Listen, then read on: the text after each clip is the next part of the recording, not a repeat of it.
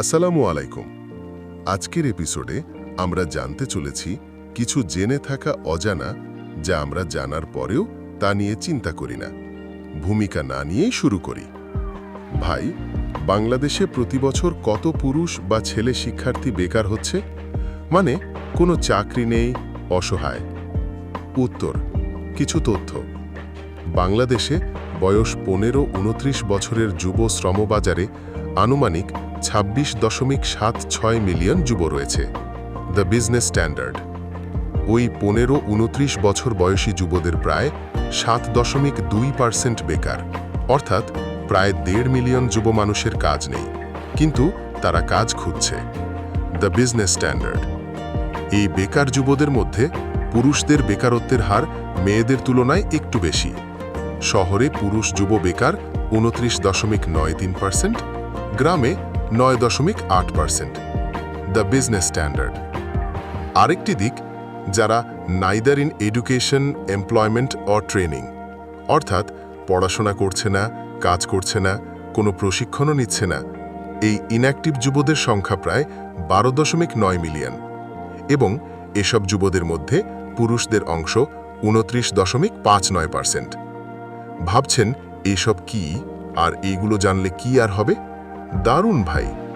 এবার আসি, প্রতি বছর সরকারের সহায়তা কতজন মেয়ে শিক্ষার্থী স্বাবলম্বী হয়েছে?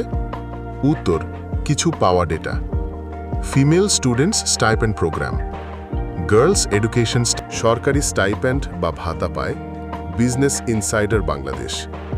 Prime Minister's Education Assistance Trust 2012-13 ও 2020-21 শিক্ষাবর্ষে পিএমস এডুকেশন অ্যাসিস্ট্যান্স ট্রাস্ট থেকে প্রায় 9,71,873 জন মেয়ে শিক্ষার্থীর সাথে টাকা বিতরণ করা হয়।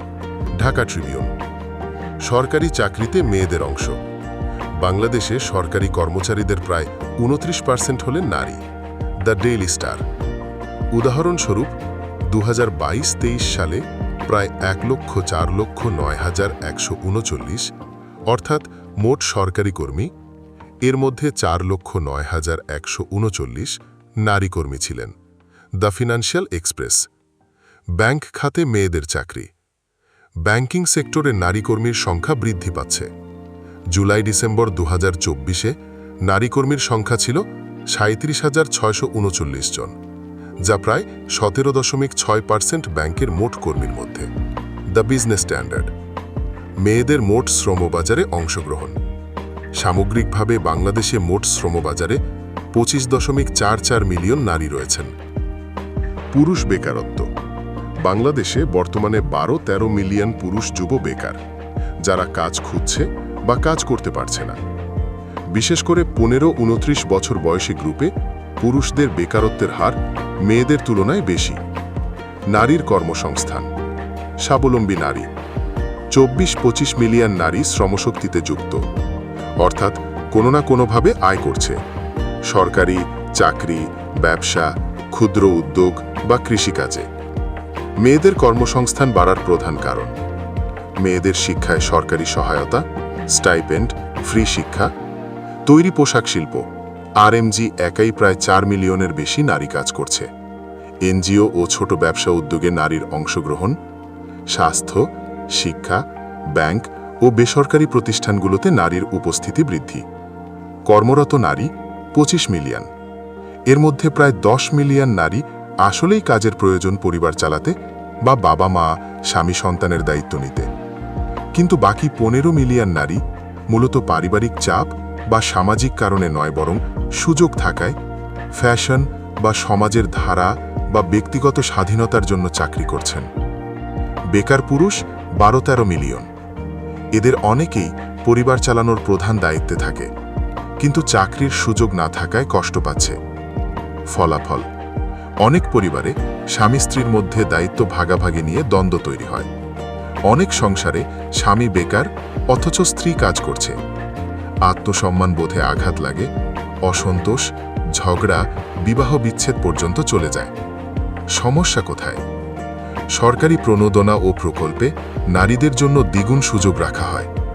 স্টাইপেন্ড, কোটার চাকরি, প্রশিক্ষণ, ঋণ সুবিধা ইত্যাদি। অথচ পুরুষদের জন্য আলাদা কোনো সাপোর্ট সিস্টেম নেই, যদিও পুরুষের বেকারত্বের হার নারী থেকে বেশি। কে আসলেই সাহায্য বা চাকরি দরকার সেটা যাচাই করার কোনো ব্যবস্থা নেই। আপনার প্রস্তাবের মূল শক্তি। আপনি বলছেন, যদি সরকার একটা ভেরিফিকেশন সিস্টেম চালু করত, যেখানে সরকারি টিম দেখে নিত কার আসলেই সাহায্য দরকার, পুরুষ বা নারী বিচ্ছিষে, যাদের আর্থিক অবস্থা খারাপ, পরিবার নির্ভরশীল, তাদের অগ্রাধিকার হতো। যাদের আর্থিক অবস্থা ভালো অথবা চাকরি করা শুধু শখ বা সামাজিক মর্যাদার কারণে, তাদের ক্ষেত্রে অতিরিক্ত অগ্রাধিকার না দেওয়া হতো। তাহলে পুরুষ ও নারী উভয়কেই সমান। Need based employment and assistance verification system, অর্থাৎ কার আসলেই চাকরি বা সাহায্য দরকার সেটা যাচাই করে তারপর সুযোগ দেওয়া। আমি আবারও বলছি, কিছু নারী সত্যিই তার পরিবারের দায়িত্ব নিতে চাকরি করে, কিন্তু বেশিরভাগই এর বিপরীত। পুরুষদের ক্ষেত্রে যদি সমান সুবিধা দেওয়া হতো, তাহলে 12 থেকে 23 মিলিয়ন পুরুষের বেকার থাকতে হতো না।